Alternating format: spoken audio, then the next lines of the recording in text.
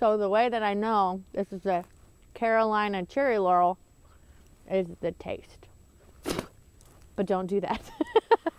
So we're talking about plants that we can find in the winter that are out and about. This is an evergreen cherry. It is not native to this area. It was introduced as an ornamental because it is an evergreen. So Prunus caroliniana is the botanical name, and this is a Carolina Cherry Laurel. And it has the characteristic serrated leaf margins of a cherry and the fruit. And it also very distinctly has this kind of bark that doesn't have a lot of mottling to it, and you cannot see the pores that are normally on a black cherry. And so that's kind of a distinct feature of these Carolina Cherry Laurels. You can use this interchangeably as you would a normal cherry for coughs and colds.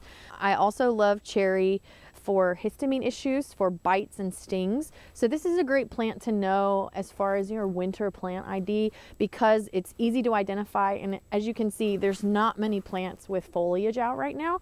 And so it's a nice one because you can kind of look out in the woods and see a very shiny, bright green plant, small tree, and know that your options are not very many for the plants that it could be.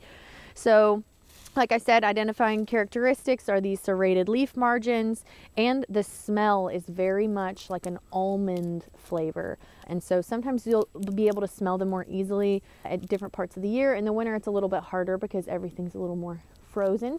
But if you crush up the leaf, you'll be able to smell that kind of wild cherry almond smell.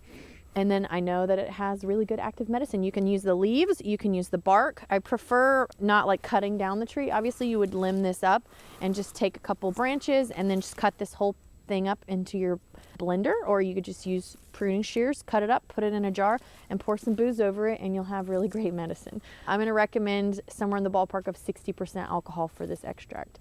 And your dosage would be somewhere in the ballpark of 1 to 2 droppers full 3 times a day. Don't exceed 2 weeks of use. What you're doing should be working by then as far as treating like a cough or cold. So yeah, there she is.